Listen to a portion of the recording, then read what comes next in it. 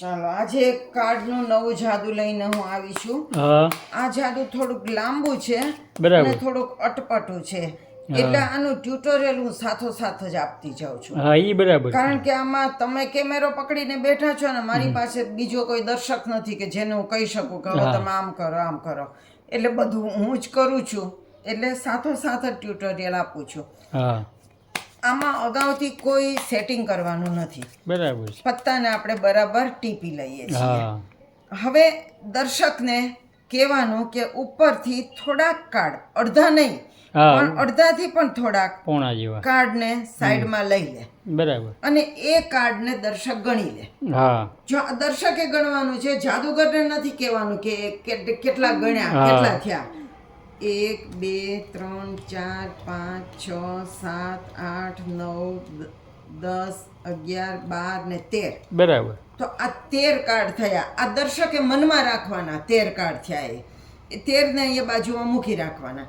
હવે જાદુગર અહીંથી એક પછી એક કાર્ડ નીચે ઉતરશે. જાદુગરે 26 કાર્ડ નીચે ઉતરવાના બરાબર. અને એમાં જે 13મું કાર્ડ આવે એ દર્શકે યાદ રાખવાનું. બરાબર. જાદુગરને ખબર નથી કે આ 13 થયા છે, એટલે જાદુગર તો ઉતર્યા જ કરશે. તો હું ઉતરું છું 1 2 3 4 5 6 7 8 9 10 11 12 ને આ 13. બરાબર. આ દર્શકે યાદ રાખવાનું, જાદુગરને કહેવાનું નહીં હા, કે બરાબર. એનું કાર્ડ છે. 14 15 16 17 18 19 20 21 22 23 24 25 ને 26 સુધી ઉતરવાના. બરાબર. એમાં 13મું કાર્ડ દર્શકે યાદ રાખવાનું, હા. જાદુગરને કશી ખબર નથી. બરાબર. હવે આ કાર્ડને ભેગા કરી લેવાના અને આ કાર્ડ જે છે હાથમાં વધ્યા એ એની ઉપર મૂકવાના, બરાબર. અને જે આ કાર્ડ છે 13 એ નીચે મૂકવાના. હા બરોબર.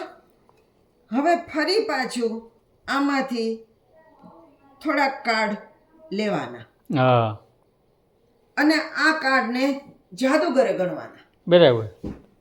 તો 1 2 3 4 5 6 7 8 9 10 11 12 13 14 ને 15 થયા. હા હવે પેલા 26 કાર્ડ હતા ને એમાંથી 15 બાદ કરવાના, બરાબર. એટલે કેટલા રે? 26 માંથી 15 બાદ કરો એટલે 11.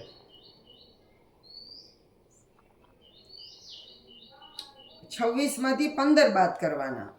હા. 16 17 18 19 20 21 22 23 24 25 26 બરોબર 11 રે. હા. તો આ જે કાર્ડ ઉપરથી લીધા છે ને એમાંથી એવા કાર્ડ ગોતવાના કે જેનો સરવાળો 11 થાય. હા તો એક 6 કાઢીએ, 6 ને 5 11. બરાબર. 6 ને 5 11. હા તો આ બે પત્તા કાઢ્યા બરાબર છે. અને એને ઊંધા કાઢવાના, બાકીના પત્તા મૂકી દેવાના અને દર્શકને કહેવાનું કે આ મેં જે બે પત્તા કાઢ્યા છે એ આપણે જોઈએ, આનો જે સરવાળો થાય એ એટલા પત્તા ઉતર્યા આમાંથી. હા તો 6 ને 5 11 થયા. 26 માંથી 11 આ બાદ કર્યા એટલે 11 આવ્યા. હા હવે અહીંથી 11 1 2 3 4 5 6 7 8 9 10 ને આ 11મું પત્તું દર્શકનું હોય. હા કાળીનો પંજો સાચું. બરોબર ને? બરાબર છે. તો ટોપ જાદુ છે તો બેન.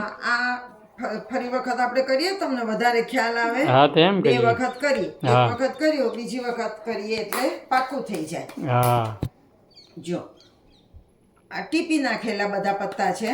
હા સેટઅપ તો કશું છે જ નહીં આમાં સેટિંગ કરવાનું.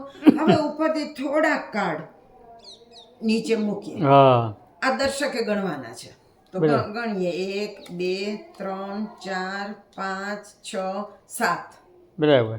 આ 7 કાર્ડ થયા.